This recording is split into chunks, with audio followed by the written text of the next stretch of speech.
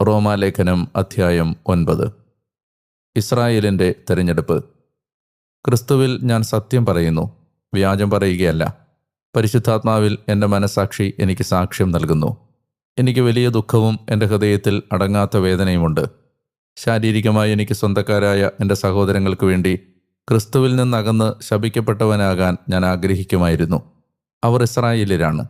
ദത്തുപുത്രത്വവും മഹത്വവും ഉടമ്പടികളും നിയമദാനവും ആരാധനയും വാഗ്ദാനങ്ങളും പിതാക്കന്മാരും അവരുടേതാണ്. ക്രിസ്തുവും ശാരീരികമായി അവരിൽ നിന്നാണ്.